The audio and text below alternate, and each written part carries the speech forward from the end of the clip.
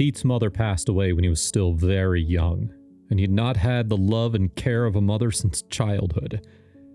Perhaps this is why he had a gloomy and solitary personality, so much so that he had not married yet. After his mother passed away, Pete and his father lived together alone in this vast world. But without the warmth of maternal love, the father alone could not cure him. Not long after, the father also left. The elderly man suddenly became seriously ill, and his disease was incurable.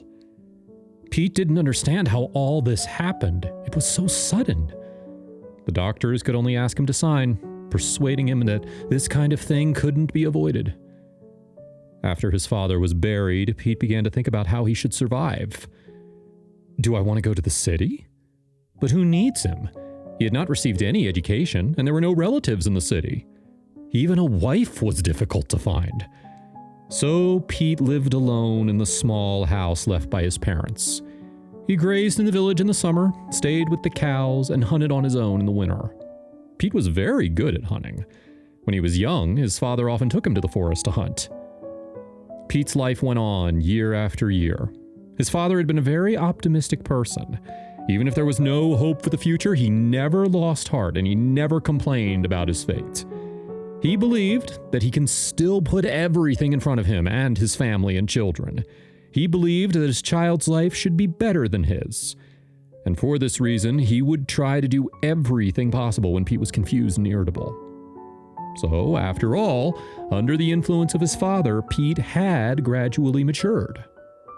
One day, Pete was preparing to go hunting. He took down his father's old gun from the wall, hung the ammunition strap on his shoulder, carried a backpack containing everything necessary for forest life, and then walked into the forest. His grandfather, Phoebe, had a thatched cottage in the forest, and Pete felt that living there was much better than living in the village. He poured tea, lit an old kerosene lamp, ate a mouthful of sugar, and began to read books. Books were his salvation in this lonely world. He had read many books since he was young, embarking on strange journeys with the heroes in the stories, experiencing the hardships and blows of life together. He always put many books and magazines in a secluded corner on the bookshelf, and sometimes he thought about the meaning of life. Pete would also slowly sing simple lyrics, and he would create his own lyrics, dreaming that one day he would sing these songs to his own son. He sang with all his soul in the forest. After all, Pete had been wandering in the forest with his father since childhood, so he was not afraid at all. He collected nuts, mushrooms, and berries together, hunted, and fished, so he fell in love with the forest. The forest had always been quiet, and from his father, he knew that the forest would not betray or offend anyone, whether they were despicable or noble. He tirelessly walked in the forest, feeling at home here. He knew all the roads that people in the area had walked on and all the animals in the forest. Not far from the thatched cottage was a forest stream that flowed out from under the stones, cold and delicious. Even if you drink a lot, you still want to continue drinking. So Pete was drinking water and resting there. And those from the village did not know that there was a source there. Only he himself knew a spring as rare as this. And who else could there be in this wilderness beside him? There were few people here. Whenever a hot summer day passed, pain, though, enveloped Pete, and he couldn't bear the life in the village. He grabbed the gun from the wall and put his backpack on his shoulder, then hurriedly went to his grandfather's hut. When he arrived, it was already getting dark. He wanted to arrive before dark, so he quickened his pace and walked quickly along the main road. At that moment, he caught sight of a lynx lying across the path. The cat was no longer breathing, and not far from its body, a deep moan could be heard. Pete walked over and separated the bushes. He was surprised to find a lynx cub in the bushes. From its size, it was maybe a month old, give or take. It was obvious that his mother had been shot, but obviously she had managed to escape and took the baby away and hid in the grass. How could this be possible? Pete asked in confusion.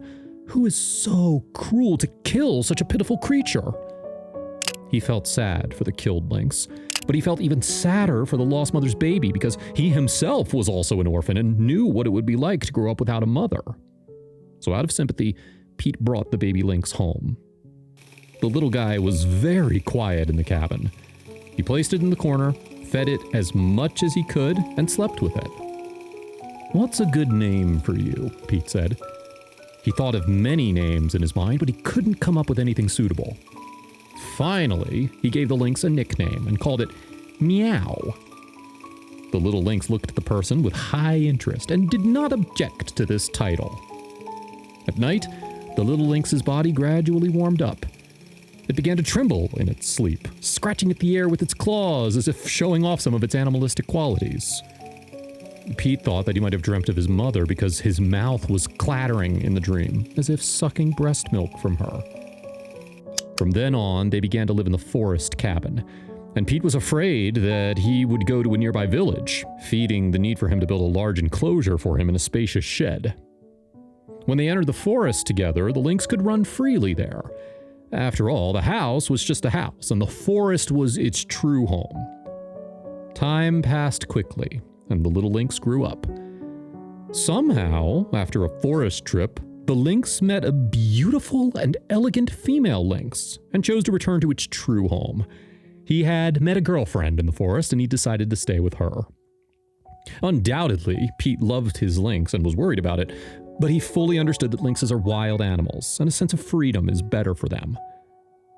Even the lynx has a home now, and I'm still a bachelor," Pete sighed. Many years passed, and he often lived in the cabin in the forest, but since then, he had never seen his lynx again. He often remembered him and thought about where he lives now.